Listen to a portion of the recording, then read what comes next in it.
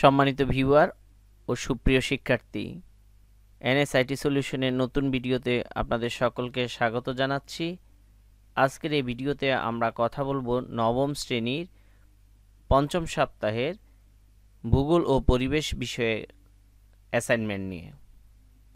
প্রিয় শিক্ষার্থী, তোমরা যারা আমাদের এই চ্যানেল নতুন, আমাদের এই চ্যানেলটি সাবস্ক্রাইব করো নাই, তারা চ্যানেলটি সাবস্ক্রাইব করবে। আর যারা ইতিমধ্যে সাবস্ক্রাইব করেছো তারা ভিডিওটিতে লাইক, কমেন্টস এবং শেয়ারের মাধ্যমে অন্যদের কাছে ছড়িয়ে দিবে। কথা না বাড়িয়ে আমরা আমাদের ভিডিওর মূল অংশে চলে আসি। আমরা এখানে দেখতে পাচ্ছি যে নবম শ্রেণীর ভূগোল ও পরিবেশ বিষয়ক অ্যাসাইনমেন্ট, আর এই অ্যাসাইনমেন্টটি দেওয়া হয়েছে চতুর্থ অধ্যায় পৃথিবীর অভ্যন্তরীণ ও বাহ্যিক গঠন, সপ্তম অধ্যায় জনসংখ্যা। এখানে শিক্ষার্থীদের জন্য অ্যাসাইনমেন্ট বা নির্ধারিত যে কাজটি দেওয়া হয়েছে সেটি হচ্ছে ১ নং প্রশ্নে ভূমিকম্প ও আগ্নেয়গিরি কাকে বলে, ভূমিকম্প ও আগ্নেয়গিরির অগ্ন্যুৎপাতের কারণ ও ফলাফল বর্ণনা করো।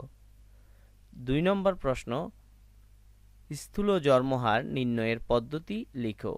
জনসংখ্যা ক্রমাগত বৃদ্ধি পেলে প্রাকৃতিক সম্পদের উপর অতিরিক্ত জনসংখ্যার প্রভাব বিশ্লেষণ করো।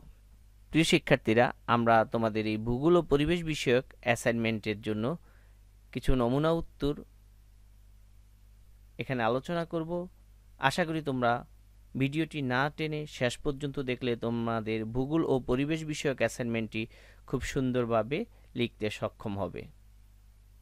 ভূমিকম্প ভূ অভ্যন্তরে প্রাকৃতিক বা কৃত্রিমভাবে সৃষ্টি হওয়া কোনো কম্পন যখন আকস্মিকভাবে ভূপৃষ্ঠের কিছু অংশকে ক্ষণিকের জন্য প্রচণ্ড বা মৃদু আন্দোলিত করে তখন তাকে ভূমিকম্প বলে। কম্পন তরঙ্গ থেকে যে শক্তির সৃষ্টি হয় তা ভূমিকম্পের মাধ্যমে প্রকাশ পায়। এই তরঙ্গ ভূগর্ভের কোনো নির্দিষ্ট অঞ্চলে উৎপন্ন হয় এবং উৎসস্থল থেকে চতুর্দিকে ছড়িয়ে পড়ে। ভূমিকম্প সাধারণত কয়েক সেকেন্ড থেকে ১-২ মিনিট স্থায়ী হয়। আমরা এবার দেখব আগ্নেয়গিরি। ভূগর্ভস্থ বাষ্প, গলিত ধাতব পদার্থ, উত্তপ্ত প্রস্তরখণ্ড, কর্দম, ধূম, ভস্ম ইত্যাদি যখন প্রবল বেগে ভূপৃষ্ঠে নির্গত হয় তখন তাকে আগ্নেয়গিরি বলে।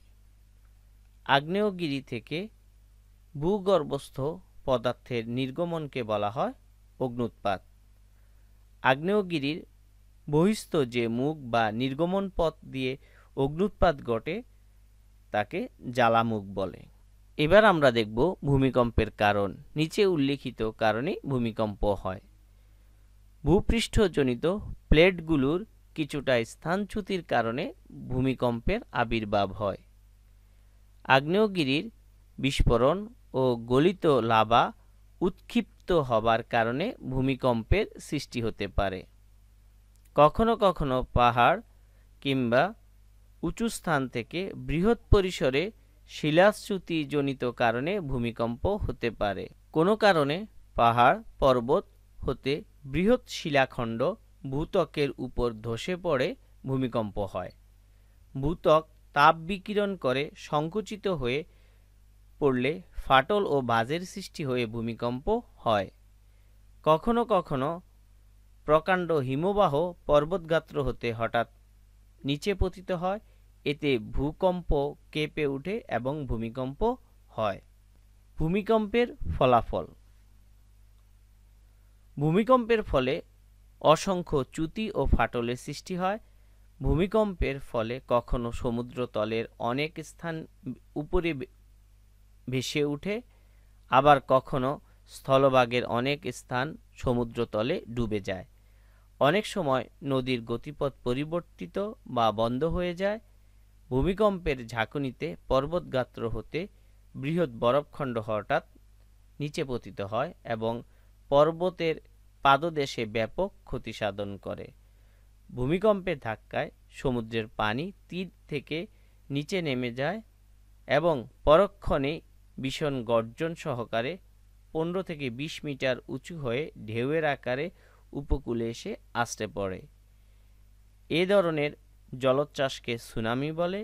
2004 সালের 26 ডিসেম্বর ভূকম্পনের ফলে সৃষ্ট সুনামির আঘাতে Indonesia, Malaysia, Sri Lanka, Thailand, Bharat প্রভৃতি দেশে ব্যাপক জানমালের ক্ষতি হয়। ভূমিকম্পের ফলে কখনো উচ্চভূমি সমুদ্রের পানিতে নিমজ্জিত হয়। এবার আমরা দেখব আগ্নেয়গিরির আগ্নোৎপাতের কারণগুলো। 1.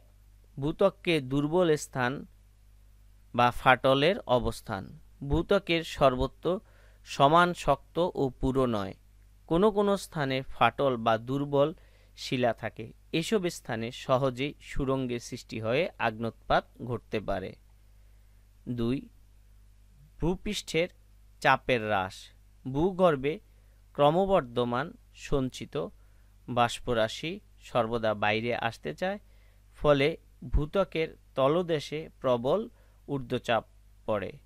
ফলে উপরিস্থিত ভূত্বক নিম্নস্থ কঠিন শিলার উপর যে চাপ দেয় তা বহুগুণে কমে যায়। এই দুই উপায়ে কঠিন শিলার উপরও চাপ পড়ে। চাপ হ্রাস পাওয়ায় কঠিন শিলা তরল অবস্থায় পরিণত হয়। 3. ভূ অভ্যন্তরে পানির প্রবেশ। কখনো কখনো ভূত্বকের ফাটল দিয়ে নদী, নালা, খাল, বিল এমনকি সমুদ্রের পানি ভূগর্ভে প্রবেশ করে। সেখানে প্রচণ্ড উত্তাপে ওই পানি বাষ্পীভূত ও আয়তনে বৃদ্ধি পেয়ে ভূত্বক ফাটিয়ে দেয়।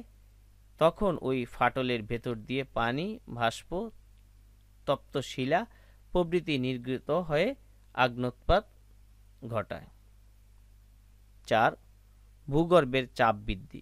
নানা কারণে ভূগর্ভের চাপ বৃদ্ধি পায়, যেমন ভূত্বকের চাপ হ্রাস পেলে, রাসায়নিক উপায়ে গ্যাস উৎপন্ন হলে এবং তেজস্ক্রিয় পদার্থ দ্বারা তাপ বৃদ্ধি পেলে অভ্যন্তরীণ উপাদানগুলো তরল হয়ে যায় এবং সেগুলো আয়তনে বৃদ্ধি পায়। ভূগর্ভস্থ পদার্থগুলোর আয়তন বৃদ্ধির ফলে ভূগর্ভে প্রচণ্ড চাপের সৃষ্টি হয় এবং এর ফলে ভূত্বক ফেটে গিয়ে আগ্নোৎপাত হয়। রাসায়নিক প্রক্রিয়া। ভূগর্ভে নানা প্রকার রাসায়নিক ক্রিয়ার ফলে তাপ বৃদ্ধি পায় এবং গ্যাসের সৃষ্টি হয়। এতে ভূ অভ্যন্তরে পদার্থগুলো উত্তপ্ত হয়ে চাপের সৃষ্টি করে এবং আগ্নোৎপাত ঘটে। 6. তেজস্ক্রিয় পদার্থের প্রভাব। ভূ অভ্যন্তরস্থ রেডিনিয়াম, থোরিয়াম, ইউরেনিয়াম প্রভৃতি তেজস্ক্রিয় পদার্থের প্রভাবে ভূ অভ্যন্তরে প্রচুর তাপের সৃষ্টি হয়। এতে ভূ অভ্যন্তরের পদার্থগুলো গলে আয়তনে বৃদ্ধি পায় এবং ভূত্বক ফেটে অগ্ন্যুৎপাতের সূচনা করে। 7. ভূ আন্দোলন। অনেক সময় ভূ আন্দোলনের ফলেও আগ্নোৎপাতের সৃষ্টি হয়।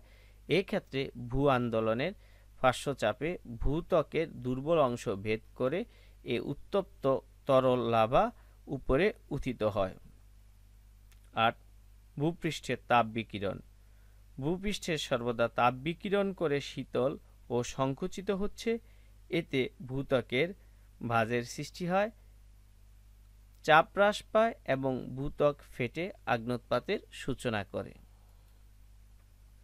আগ্নেয়গিরির আগ্নোৎপাতের ফলাফল। এখন আমরা দেখব যে আগ্নেয়গিরির আগ্নোৎপাতের ফলে কি কি সংঘটিত হয়।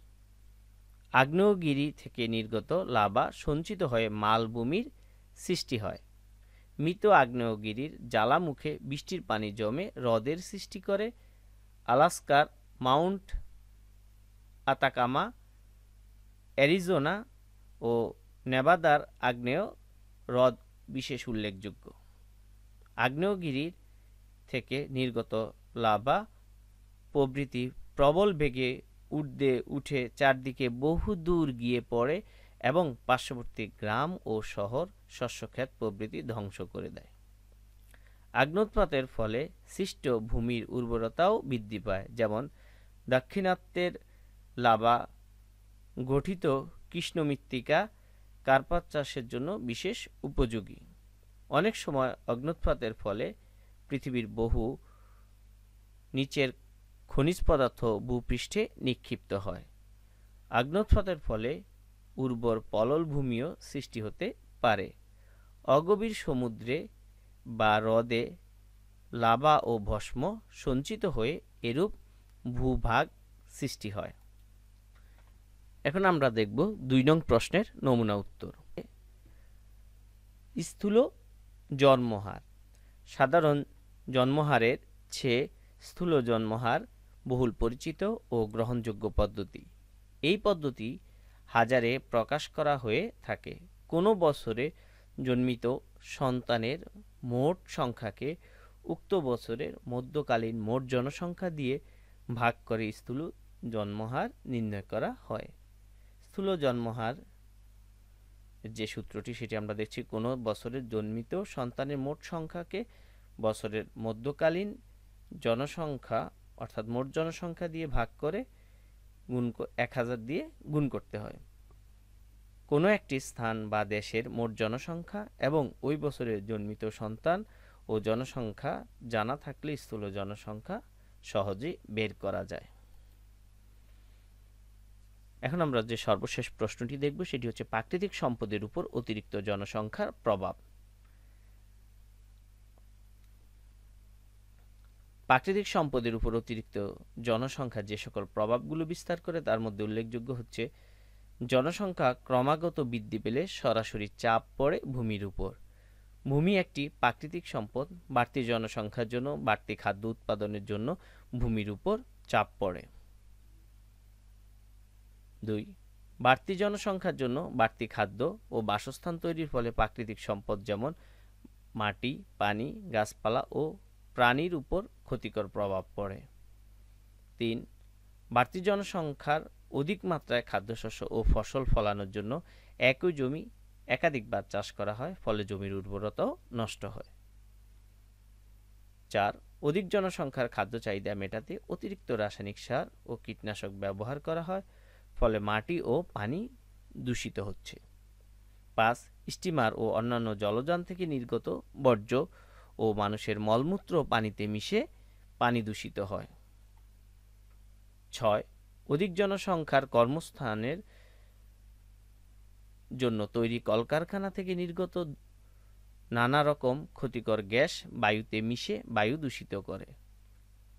7. অতিরিক্ত জনসংখ্যার কারণে অধিক পরিমাণে শিল্প কারখানা গড়ে উঠে পরিবেশ নানাভাবে দূষিত হচ্ছে এবং প্রাকৃতিক সম্পদ হুমকির মুখে পতিত হচ্ছে।